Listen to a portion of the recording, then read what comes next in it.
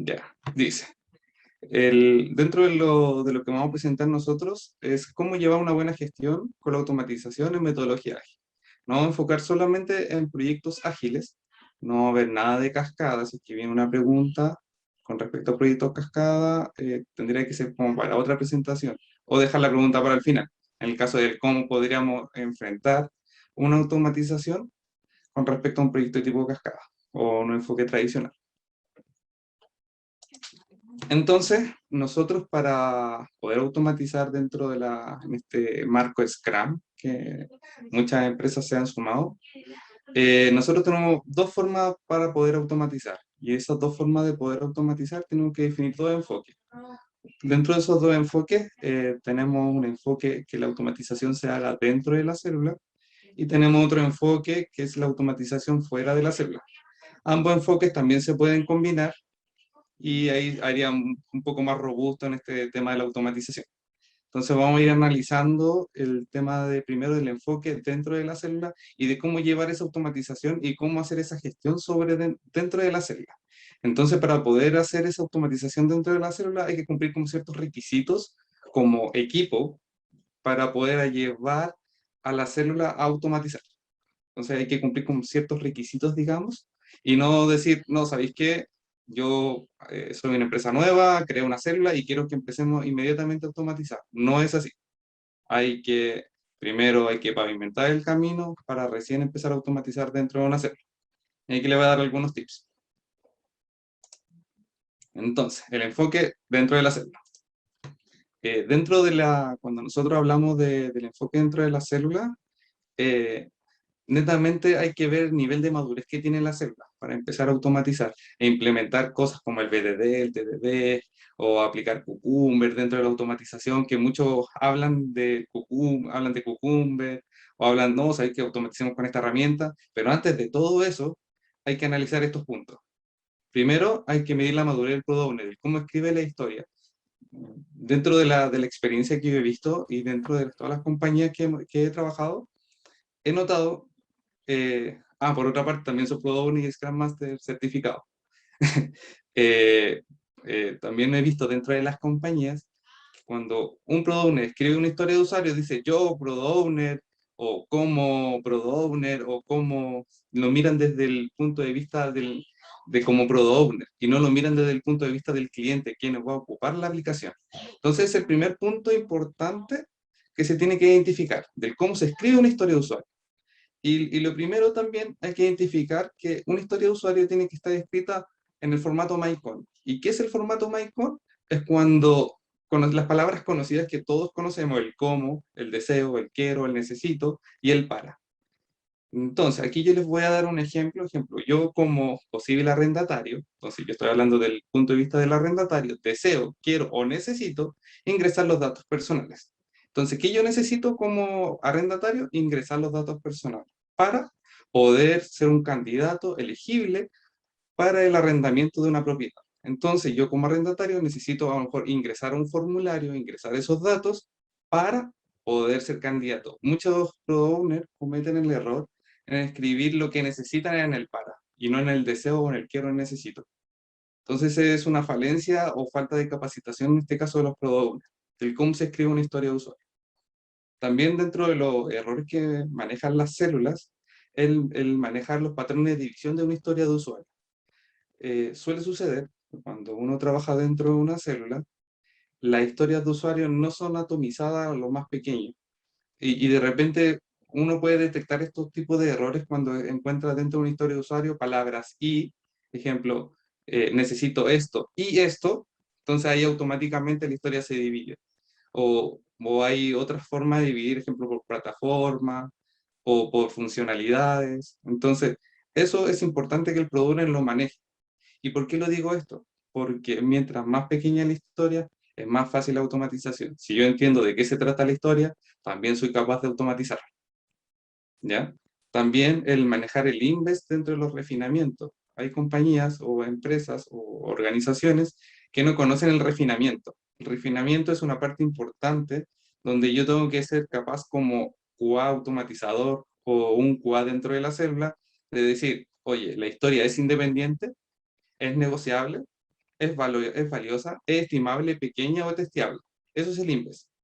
Entonces, si yo tengo una historia que es independiente, yo la puedo automatizar. Si yo tengo que es una historia que es pequeña, también la puedo automatizar. Y si es testeable, también. Ejemplo, suele suceder que de repente hay historias que son muy ambiguas. Te dicen, no, ¿sabes qué? La historia, no sé, pues, quiero que el diseño de esto sea de color morado y que se vea bien o que se vea bonito.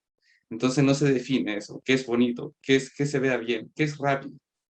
Entonces cuando uno te entrega esa información, entonces automáticamente uno analiza el INVES y dice, ah, ¿es testeable? No puedo testear que es bonito.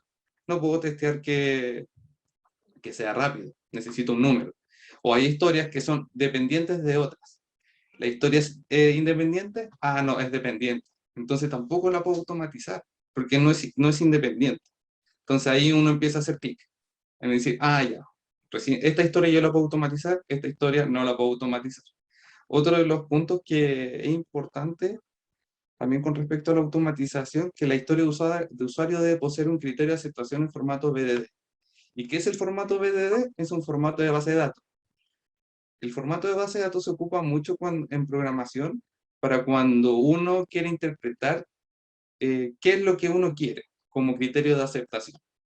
Un ejemplo, cuando uno escribe una historia en formato BDD, existe el dado, el cuándo y el entonces.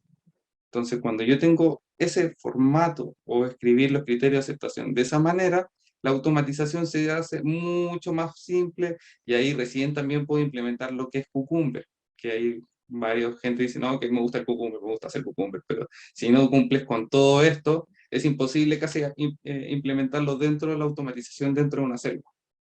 Estamos hablando del enfoque dentro de la célula. Entonces, una vez que cumpliendo con lo que estamos recién conversando, recién ya ahí yo podría decir, ah, ya, si podemos implementar automatización dentro de la célula. Un ejemplo de un criterio de aceptación. Y en formato BDD. Coloco el nombre del escenario, validación de DNI.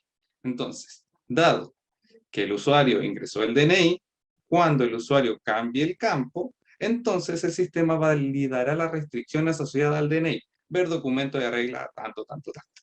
Entonces ahí yo tengo un criterio de aceptación que yo lo puedo testear, que tengo que validar y que tengo que revisar todas las validaciones que a lo mejor están escritas a lo mejor en un conference, en Jira, o están escritas en un documento. No necesariamente tienen que detallarte todo lo que está dentro dentro de la historia, pero a lo mejor también te pueden asociar un documento que te diga, oye, ¿sabéis que todas estas cosas hay que validarlo como criterio de aceptación? Eso es sumamente importante. Los criterios de aceptación tienen que ser todos testeables. También uno de los problemas que se cometen dentro de la célula es el tiempo para automatizar. Yo creo que a todos nos pasa de lo que hemos automatizado o han querido automatizar dentro de la célula, es que la célula no te da el tiempo para automatizar, no te estima puntos de esfuerzo para automatizar las mejoras, porque al final le dan foco a las nuevas funcionalidades de querer de poder sacar la producción rápidamente y no automatizar, porque al final esto se va haciendo una bola de nieve, porque al final después esto se va haciendo. Después va a tener que hacer pruebas de regresión del primer sprint, después otras pruebas de regresión del primero y el segundo, y al final esto se va haciendo una bola de nieve. Al final, el tiempo de automatización se va perdiendo, al final se pierde el foco o se deja de lado la automatización y se da más foco a las pruebas manuales. Y también el tiempo de la refactorización del código. Cuando uno automatiza o deja listo el código, no significa que en el siguiente sprint te vaya a funcionar la automatización. Siempre que tiene que haber una constante refactorización del código. Eso mucha gente comete el error que de repente, no sé, contratan el servicio de automatización, dicen ya, Claudio, sabemos que necesito automatizar todos estos casos de prueba. Ya uno lo automatiza y se acaba el servicio. Pero ese código, yo te aseguro que en el siguiente sprint va a quedar deprecado. ¿Por qué? Porque hay una refactorización constante. Tiene que existir siempre esa refactorización. Porque lo más probable es que en uno o en dos sprints ese código ya quede deprecado. O quede sin uso. Y la automatización al final van a decir que no sirve. Esos son como los puntos básicos que uno tiene que cumplir dentro de la automatización cuando uno lo quiere llevar dentro de una celda. Ahora vamos a ver el enfoque de automatización fuera de la celda. En este caso, hay compañías, dependiendo del tipo de organización y cómo esté compuesta estas compañías o organizaciones, hay que hacer bien un análisis completo de decir, oye, ¿cuál enfoque, cuál tengo que aplicar? ¿Qué tan madura es mi célula o mi organización para poder implementarlo? Entonces, vamos a analizar el enfoque de la automatización fuera de la célula. Entonces, primero tengo que determinar el objetivo de las pruebas. ¿Qué quiero probar? ¿Qué voy a probar? ¿Qué quiero automatizar? ¿Quiero automatizar una aplicación mobile? ¿Quiero automatizar microservicios? ¿Quiero automatizar aplicaciones web? ¿Qué quiero automatizar? ¿Cuál es mi objetivo de hacer esta automatización? Una vez que yo tengo claro mi objetivo, es también qué se requiere automatizar. ¿Cachai? Necesito automatizar la aplicación X, la aplicación B, la aplicación Z, y si uno es nuevo, ejemplo, cuando uno llega a una organización y no conoce, primero uno tiene que conocer y entender la aplicación. Si uno no conoce ni entiende la aplicación que va a automatizar, es imposible aplicarla, ¿ya? También tiene que tener claro, identificar los procesos de deploy de la organización. ¿Por qué digo esto? Que uno tiene que tener claro el proceso de deploy o de despliegue. Cuando hablamos de un proceso de despliegue dentro de una organización, es cómo yo, por ejemplo, cuando un desarrollador construye una aplicación y lo va a pasar a un ambiente QA o un ambiente local, y a lo mejor ahí yo puedo correr las pruebas de automatización, o cuando hay otras organizaciones que tienen ambiente de preproductivo, a lo mejor ahí tengo que correr las pruebas automatizadas, o si yo tengo un ambiente productivo, a lo mejor ahí tengo que ejecutar las pruebas automatizadas. ¿Por qué es importante identificar dónde lo voy a hacer?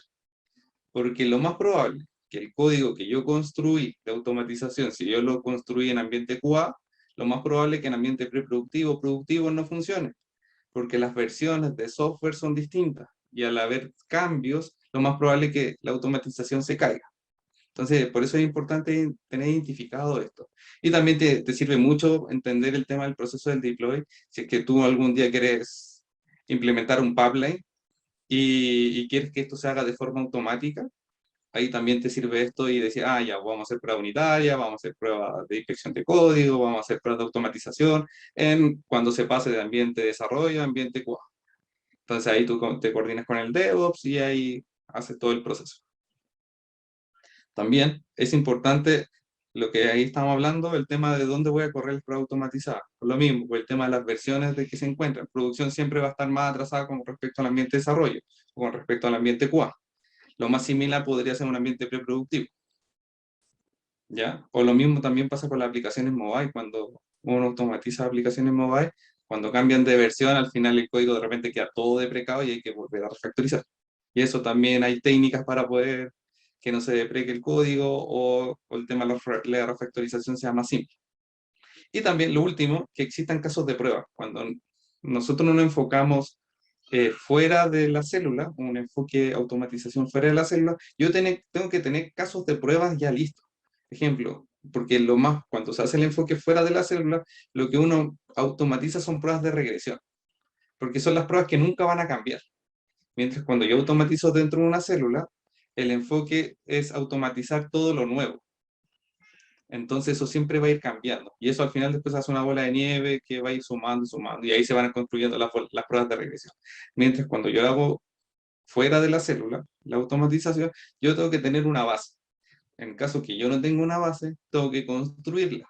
Una vez construida esa base, eh, de- pero antes de poder construirla, tengo que conocer y entender la aplicación.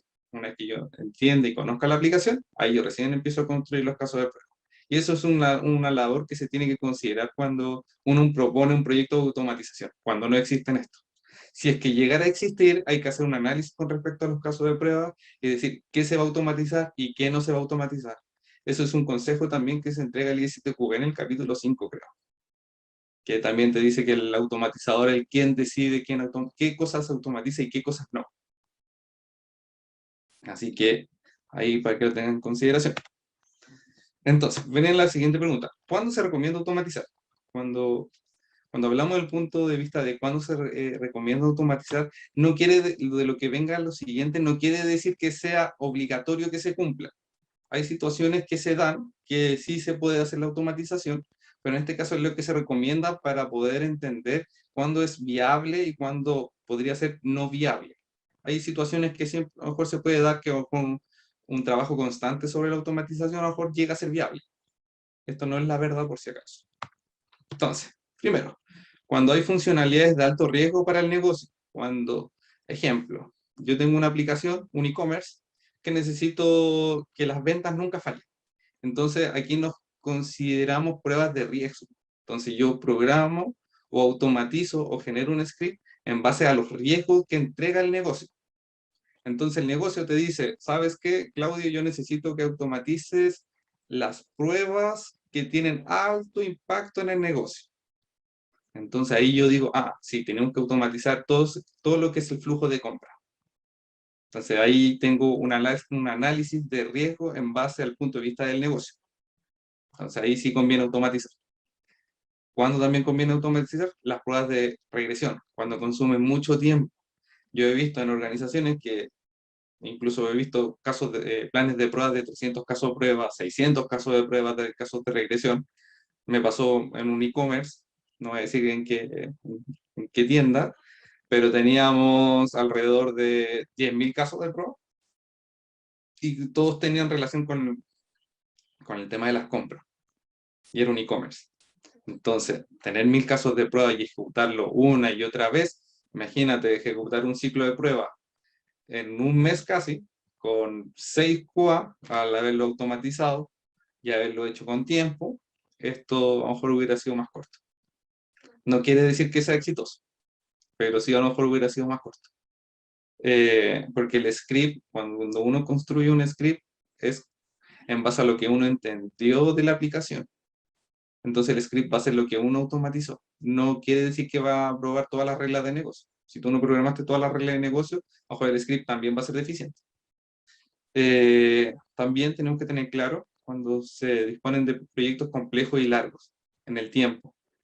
Ahí empieza el tema de las pruebas de regresión. Aquí es donde se empieza a hacer más complejo el tema de las pruebas de regresión. Entonces ahí también, cuando son proyectos complejos y largos, también se recomienda automatizar. También es un mito que te digan, no, si el proyecto es cortito, no conviene automatizar. También conviene automatizar proyectos pequeños, ¿ya? Así que ahí no está dentro del slide, pero sí también se recomienda automatizar todo lo que sea posible. También cuando se trabaja sobre un producto y no sobre procesos. Esta parte yo sé que genera conflictos al decir que se recomienda. ¿Se puede automatizar sobre procesos? Sí, se puede automatizar, pero tiene un alto riesgo. ¿En qué aspecto? Que cuando yo trabajo sobre un producto, ejemplo, yo estoy trabajando sobre una aplicación mobile y tengo más de una intervención de una célula, o estoy trabajando sobre una aplicación web y varias células están interviniendo esa aplicación web, porque trabajan sobre procesos y no sobre productos, al final voy a tener una refactorización constante del código. O a lo mejor voy a tener refactorizaciones por semana. Y al final se va a hacer tedioso si esa persona se enferma o no está, o si el código no está bien documentado. Lo más probable es que esa automatización quede precada, o que falle, o que constantemente esté entregando errores cuando trabajamos sobre procesos. Cuando tenemos células que trabajan solo netamente sobre un producto, es más fácil la automatización, porque cuando a ti te llega esa información solo vas a recibir cambios de una célula y no de n células. Entonces, por eso se recomienda automatizar bajo un producto y no sobre un proceso. No quiere decir que no se recomienda. Igual se puede automatizar sobre un proceso, solo que va a ser más tedioso. También ahora vamos a hablar de algunas técnicas de automatización. Yo creo que varios conocen cuando han trabajado con Selenium. Han visto el Page Object, que tiene que ver con el tema de ¿cómo se llama? Del tema de cómo construir el código. Aquí vamos a ver distintas formas de hacerlo. Entonces vamos a hablar de algunas técnicas, lo voy a hablar en alto nivel para que todos puedan entender de qué se trata. Entonces, cuando nosotros iniciamos una automatización en este caso de proyectos o células o lo que sea, tengo que tener un manejo adecuado de los identificadores de una aplicación. En el caso de una web, una app. ¿Por qué digo esto? Porque cuando hay desarrollos o hay desarrolladores que no tienen muy buenas prácticas. En este caso, por ejemplo, cuando alguien te desarrolla algo y tiene los componentes de un sitio y no le colocan manejo de ID, o no hay manejo de names, o no hay manejo correctamente de clases, etcétera, etcétera, la automatización cuesta mucho llevarla a cabo. ¿Hay técnicas para hacerlo? Sí, hay técnicas, pero cuando te cambio, por ejemplo, yo puedo automatizar por una posición de un objeto o por una imagen, y te cambian el diseño del sitio, al final toda la refactorización de ese código va a ser más costosa que volver a hacer la automatización. Por eso es importante el manejo adecuado de los identificadores para una aplicación, tanto para web como para app. Lo mismo pasa para la app. Si yo no manejo identificadores de los elementos de un sitio, lo más probable es que la automatización inicial de la versión 1 quede precada en la siguiente versión. Yo creo que a varios le ha pasado. ¿Qué se recomienda ahí? El manejo de identificadores. Un ejemplo, manejar en caso de las aplicaciones web cuando son desarrolladas en Vue, React, etc. Por ejemplo, usar data test o utilizar ID, usar names que sean únicos, porque ahí se recomienda. Dentro de estos lenguajes, cuando hablamos de React o Vue, el foco de esos lenguajes de programación es poder reutilizar los elementos. Entonces ahí yo diría, no, usa un database mejor que un ID, porque al final perdería el sentido de la reutilización de código. Entonces ahí no daño al desarrollador con respecto a lo que él está desarrollando, y yo quedo contento porque tengo mi identificador claro. Y lo mismo pasará para la app, pues se usan otros tipos de técnicas. También es crear métodos por cada funcionalidad. He visto también desarrollos de automatizadores que crean un método gigante para poder probar una funcionalidad. Ejemplo, o probar una página completa. Eso no se recomienda. Se recomienda crear un método por cada objeto del sitio. Ejemplo, si yo tengo que apretar un botón, automatizo solo ese botón. Si yo tengo que automatizar que se muestre un mensaje de forma correcta, automatizo solo que se muestre el mensaje de forma correcta. Entonces yo la automatización la tengo que atomizar a lo más pequeño de un elemento de un sitio. Después uno lo puede agrupar por método, por página, dependiendo de la estrategia que se utilice. También tenemos el tema del desarrollo orientado a objetos. Yo, a lo mejor no muchos están relacionados con el tema del desarrollo orientado a objetos, pero yo recomiendo, en este caso, usar como el tema del encapsulamiento, que tiene que ver con encubrir ciertos datos, el tema de la herencia y de poder heredar métodos de una clase padre, el polimorfismo, poder reutilizar ese método n veces, y abstracción tiene que ver cuando quiero utilizar ciertas partes de un objeto que quiero extraer y no utilizarlo completo. Eso en términos, eh, digamos, no tan técnicos. Entonces, ahí, en estos tres puntos es lo que yo recomiendo cuando uno quiere iniciar la automatización. Primero, aunque uno lo haga en Python, en Java, lo que sea, en JavaScript, desarrollo orientado a objetos, crear métodos por funcionalidad y manejo adecuado de identificadores. Eso igual hay que ir enseñándole en este caso al desarrollador cuando esté construyendo una aplicación, o proponerlo dentro de tu compañía. Ejemplo, en el caso de Selenium, hay, no sé si muchos han visto el tema del Page Object Model o el tema del Page Factory. Esas son buenas prácticas que al final y al cabo estás aplicando orientación a objetos y manejo adecuado de localizadores. ¿Ya? Pero eso ya es más técnico, y en esta charla no es hablar más técnico, sino más hablar más cómo llevar esa gestión de la automatización dentro de proyectos ágiles. También tenemos los temas de los mitos de la automatización. Yo creo que hay varios mitos con respecto a la automatización. Yo puse algunos, lo más probable es que me faltaron. Ejemplo, ¿es posible automatizar todo? No es posible automatizar todo. Ejemplo, yo puedo tener un punto de venta, estos POS, por ejemplo, estas máquinas registradoras cuando uno va a un supermercado y quiere automatizar, por ejemplo, estas máquinas, algunas son aplicaciones web que uno los puede automatizar, pero ¿qué no puede automatizar? A lo mejor son los periféricos. Ejemplo, un pinpad, a lo mejor sí se puede automatizar con una mano robótica, pero en este caso a lo mejor también depende de las capacidades del automatizador, si es capaz de automatizar una mano robótica, o el tema de la huella, o a lo mejor una impresora, emular una impresora, etc. Hay eso también depende mucho del nivel del automatizador. Yo creo que la mayoría, creo que no sabe automatizar una mano robótica o automatizar, en este caso, o emular una impresora. Ahí ya necesita un nivel ya más alto de automatizador.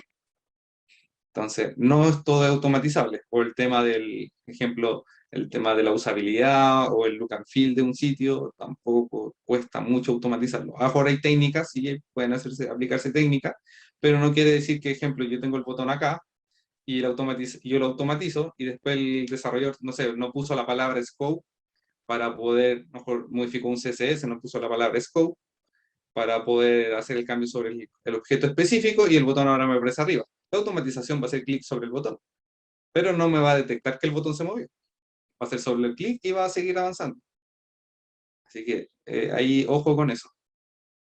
La automatización lo único que permite es automatizar tareas repetitivas que alguien construyó un script de la forma que él lo entendió. ¿Ya? También tenemos la automatización, que otro mito, que la automatización siempre conduce a una mejor calidad de software. Eso es mentira, no conduce a una mejor calidad de software, porque el que construye un script, a lo mejor lo más probable es que esa persona construyó de forma errónea ese script. Entonces no significa que yo conduzca a una mejor calidad de software. Así que también es un mito. Las pruebas automatizadas son mejores que las manuales, no son pruebas distintas.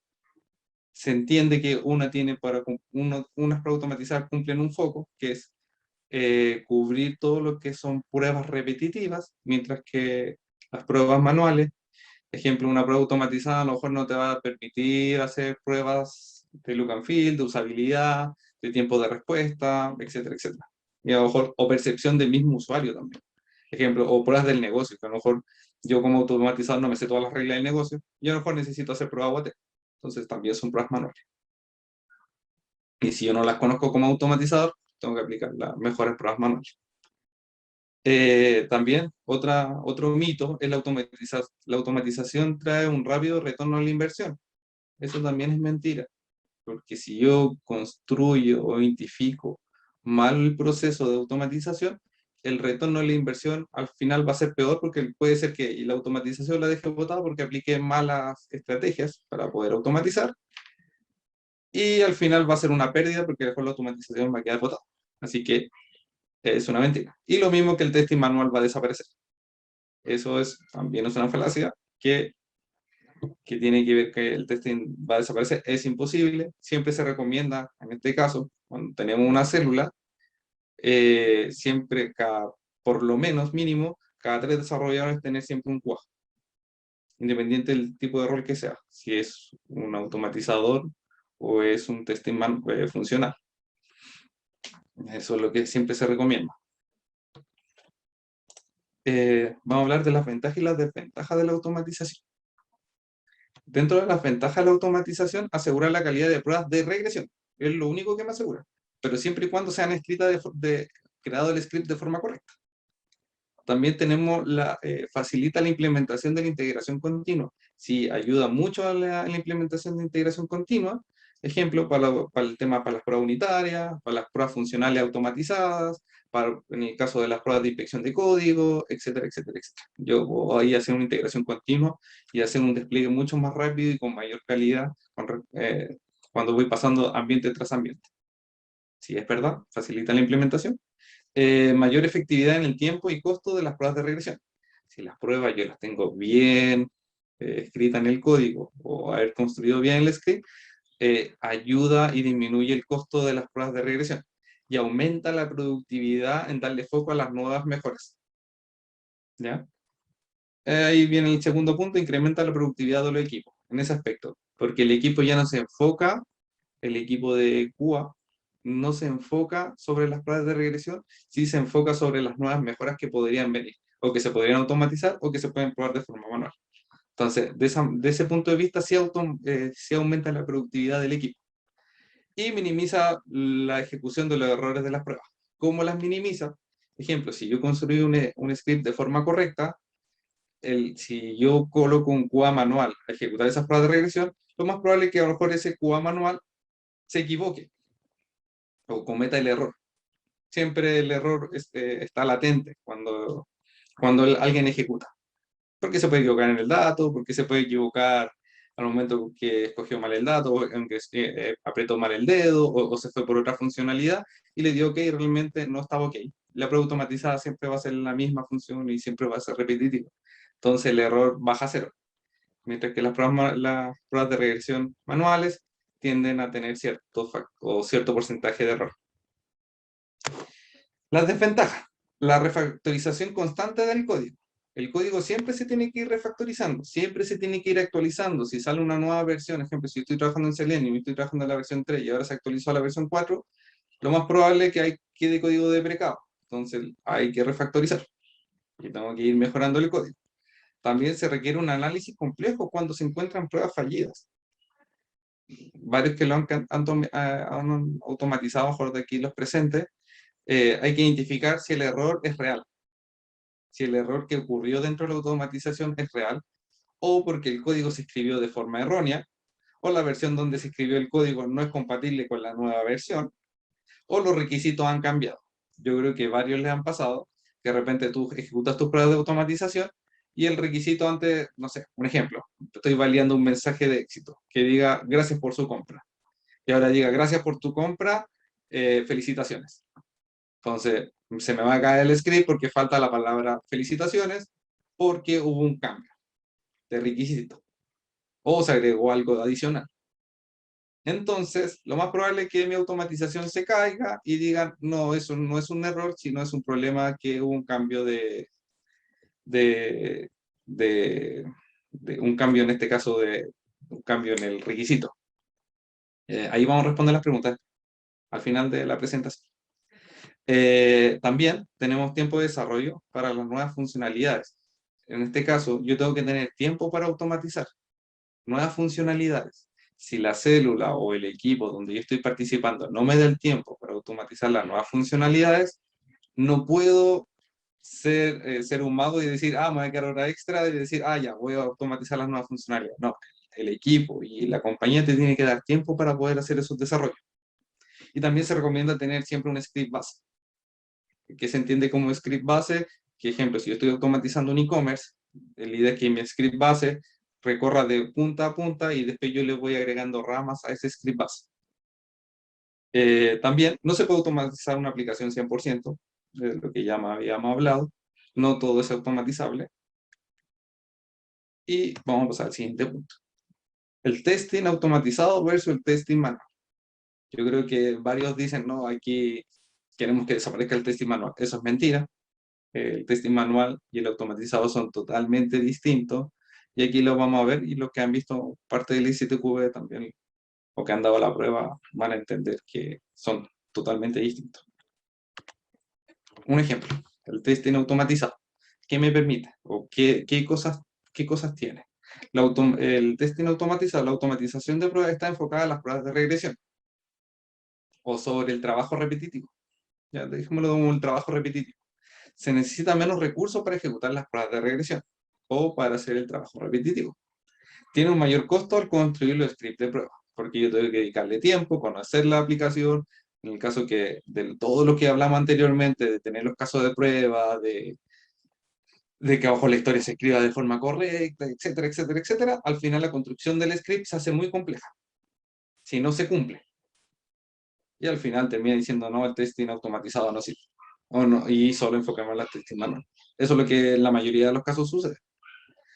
También tenemos el testing manual. El testing manual realiza pruebas exploratorias, que en base al conocimiento del probador, que ya ahí se recomienda que el probador tenga más o menos 5 años de experiencia hacia arriba, cuando uno quiere aplicar pruebas exploratorias. También hacen pruebas funcionales, no funcionales. En el caso de las pruebas funcionales, tiene que ver mucho con las pruebas también se pueden automatizar, y las pruebas no funcionales tienen que ver como los tiempos de respuesta, pruebas de estrés, etcétera, etcétera, que a lo mejor también se pueden hacer de forma manual y también se pueden automatizar. También tenemos las pruebas de regresión, las pruebas de retest. En las pruebas automatizadas también se pueden hacer las pruebas de retest, pero dependiendo cómo tú tengas construido el script. Si tú el script lo hiciste a través de flujos, lo más probable es que tengas que ejecutar el flujo completo. Mientras que el testing manual, si se falló en una parte, yo te voy a ejecutar solo o voy a probar solo esa parte y no voy a probar todo el flujo. Eso es una prueba de retest. Y las pruebas de usabilidad, del cómo el comportamiento, de que si es visible, no es visible, tipo de letra, etcétera, etcétera, etcétera. Y las pruebas UAT, que son más que nada del punto de vista del negocio, que aquí lo prueba, en este caso, alguien ya con la expertise del negocio y que hace sus pruebas en base a las reglas del negocio, ¿ya? O en base a su conocimiento también. Y que no mejor el testing funcional los tenga. También tenemos se necesitan más personas para poder ejecutar las pruebas de regresión. Yo he visto en compañía que de repente tenía un ejército de 10 QA haciendo pruebas de regresión sobre una aplicación. A lo mejor si la automatización se hubiera llevado desde el inicio, a lo mejor te hubieras evitado ese ejército en hacer pruebas de regresión y le hubiera dado un enfoque a darle prioridad a las nuevas mejoras. Y la construcción de los casos de prueba se realiza en un menor tiempo que un script, porque en un script tengo que tener un mayor análisis, conocimiento. Lo mismo pasa con el tema de las pruebas manuales, pero el construir el script es más complejo que, que construir un caso de prueba. A ese punto de vista, porque uno hay que codificar, el otro hay que escribir a lo mejor un Excel o una aplicación, etc. Entonces, la completitud o la complejidad de hacerlo es mucho más fácil para el testing manual. Con respecto a las herramientas de automatización, acá les voy a presentar algunas herramientas de automatización. Ejemplo, por el lado de la web, tenemos herramientas como Selenium, Cypress, Nightwatch, Catalog, UFT, Eggplant. Cada uno tiene su propio lenguaje. Algunos se programan en Java, otros se programan en Python, otros se programan en JavaScript, otros se programan en su propio lenguaje. Y ejemplo, en Eggplant se hace en base a fotos o sobre imágenes. Por el lado de microservicios, tenemos Postman, Retouch, tenemos JMeter y SOAWay. Todas estas herramientas me permiten, uno dice, ay, ¿por qué JMeter? No, JMeter también te permite automatizar microservicios y también te permite hacer pruebas en este caso, pruebas de carga o de estrés dentro de un sitio. Por el lado de las pruebas unitarias, tenemos JUnit, que es enfocado en este caso a Java, hace pruebas unitarias sobre código Java. Tenemos Jest, que se hace sobre código que es Vue, Django, que se hace sobre Python, Karma o Jasmine, que se hacen sobre código cuando es, en este caso, React, y creo que también Angular. Por el lado de la inspección de código tenemos SonarQube, que yo creo que varios lo conocen, que ahí donde te permite, e incluso esto, SonarQube, la versión pagada, te permite integrarlo con GitLab, y la versión gratuita también se puede hacer, pero no se integra directamente con GitLab. Sí lo puede integrar hacerlo a través de un Jenkins, un ejemplo. Y también tenemos la Keyone, que es una buena herramienta, pero es de pago. Por el lado de la automatización mobile, tenemos Appium, Tescafé, Robotum, Catalog o Ranorex. Y por el lado de las pruebas de estrés, que también se pueden automatizar, tenemos JMeter, Locus o LoadRunner, que son herramientas como las más conocidas, digamos. Por ejemplo, yo he trabajado con Locus y JMeter, que son dos herramientas muy buenas. Y digamos que sirven para muchas cosas, para crear datos, para hacer pruebas de estrés, pruebas de carga, etcétera, todos los tipos de pruebas que tú necesites. Y eso sería la presentación. ¿Alguna pregunta? Sí, mira, acá nos dejaron dos preguntas, voy a ir por orden. Primero, Sergio preguntó si un CAPTCHA en un formulario limitaría la automatización. Mira, con respecto al tema del CAPTCHA, sí limita el tema de la automatización. Se tiene, cuando se hacen automatizaciones, y que el CAPTCHA esté desactivado, porque lo más probable es que te detecte como un robot. Lo mismo pasa con las pruebas de estrés sobre una aplicación funcional. Cuando tú usas JMeter, se recomienda ir desactivando el tema del CAPTCHA. Si es una limitante, y ahí se tiene que pedir que se desactive para poder hacer la prueba. Pasa lo mismo para producción y también pasa lo mismo en ambientes jugados o preproductivos. No está el secreto de decir, oh, te lo puedes saltar. Hay formas de saltarse el CAPTCHA, pero es más que nada es una vulnerabilidad contra el CAPTCHA. Pero eso ya son pruebas ya más de seguridad. Que la ejemplo CAPTCHA versión 1 o 2 creo que tienen problemas de seguridad, y creo que la versión 3 es como la más estable. Pero eso. Perfecto. Y la segunda pregunta de Raúl dice, ¿cómo evitar el retrabajo en la deconstrucción o refactorización de scripts cuando un proceso es muy grande y se tiene que dividir en etapas? ¿Es posible reciclar los scripts? Mira, cuando estuve dentro de la presentación, yo renombré el tema de tener un script base. Dentro de ese script base, el ideal ejemplo es identificar bien el flujo principal. Cuando tú tienes identificado el flujo principal, tú de ese script base, tú puedes ir saltando a las distintas ramas o construir distintas ramas dentro de tus pruebas.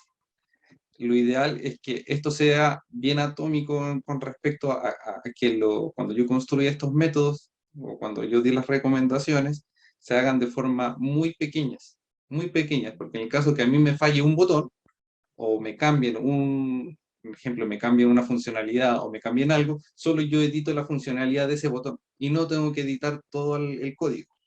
Y por eso también está el tema del polimorfismo, porque yo ese método lo puedo utilizar n veces sobre distintos métodos que tenga que utilizar.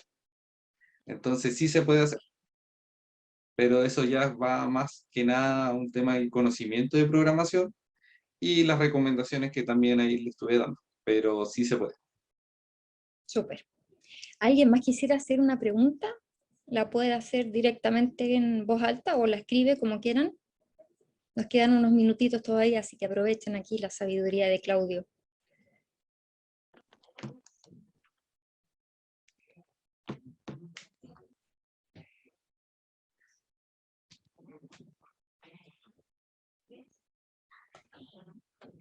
¿Alguien? ¿Otra preguntita? ¿O quiere contar qué es la participación? A lo mejor quedó todo claro.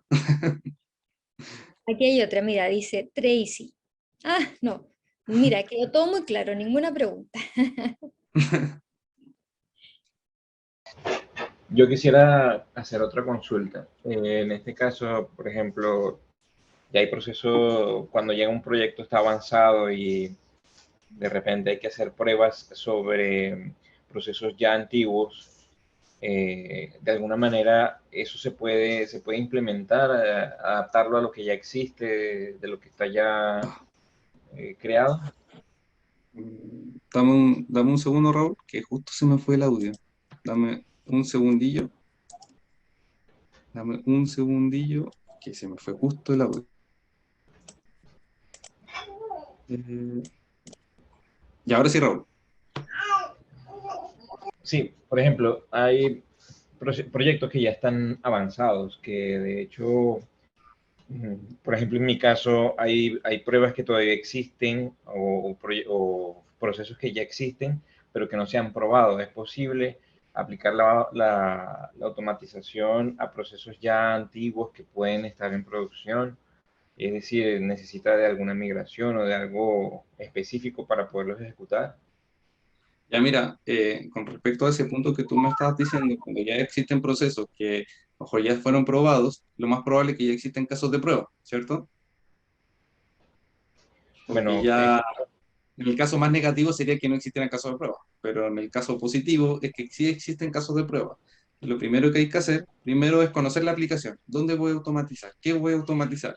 Una vez que yo tenga claro que conozco la aplicación, sé cómo funciona y cuál es el objetivo de querer automatizar y si es que esa aplicación vale la pena automatizarla, porque lo más probable es que tenga cambios continuos y vale la pena hacerlo, invierte el tiempo y ahí te diría que utilizar el enfoque fuera de la célula. ¿Por qué?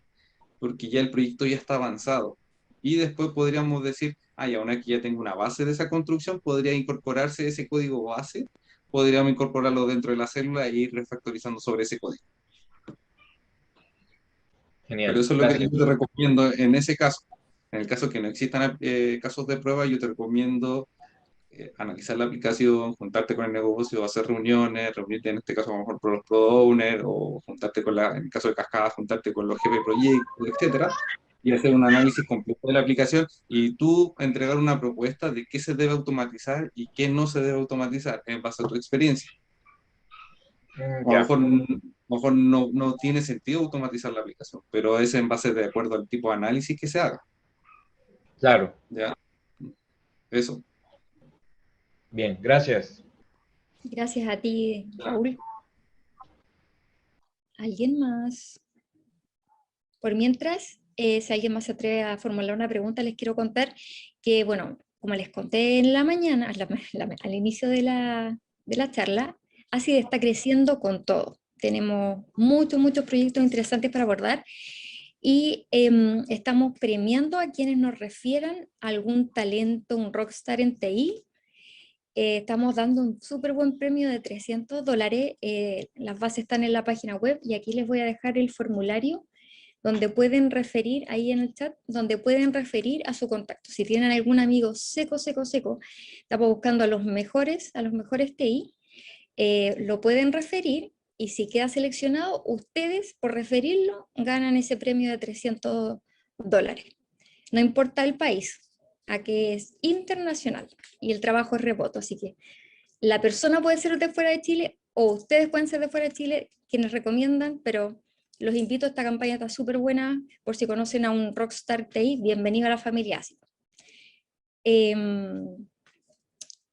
Bueno, acá nos pregunta qué características específicas buscamos en el talento. Nosotros estamos buscando constantemente distintas posiciones en TI. Les voy a dejar también el link donde están las vacantes que estamos buscando hoy día. Y si en las vacantes encuentras algún amigo seco que esté pintado para ese cargo, tú lo puedes referir. Pero la característica principal es que sea un crack, un rockstar en TI, y eso significa que pertenece a la familia ACID, así que bienvenido. ¿Alguien, mientras les dejo el link, alguien más quiere preguntarle algo? Aprovechen, Claudio sabe mucho.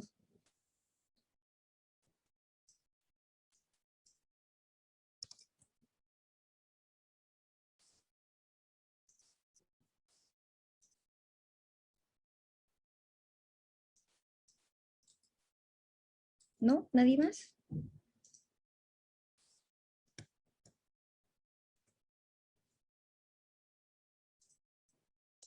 No, yo creo que ya no hay más preguntas, Sí, creo. perfecto. Entonces, bueno, ahí les dejé también el link donde están las posiciones que tenemos publicadas. Está también el link del formulario para que nos puedan recomendar y referir a algún amigo seco, amigo o amiga, por supuesto, seco o seca en TI, súper bienvenido. Y muchas gracias por participar hoy día, muchas gracias a Claudio por su exposición, excelente como siempre, él es un crack del QA, así que solo me queda invitarlos a ustedes y ojalá puedan invitar a sus conocidos amigos. El próximo miércoles tenemos otra charla a esta misma hora, a las 6, de transformación digital, una vista de más allá de las métricas, cómo evaluar el trabajo colaborativo con Sergio Satulovsky, otro grande, otro rockstar de Acid Lab. Así que muchas gracias por acompañarnos, chicos, de verdad, muchas gracias por sus preguntas y nos vemos la próxima. Estén atentos porque todos los meses tenemos charlas. Gracias, Claudio. Hasta luego, chao, chao, que le tengan buenas noches. Chao. Chao, gracias, muy amables. Chao, chao, buenas noches. Muchas gracias. Cuídense harto, descansen. Chao. Chao, chao. Gracias a ustedes.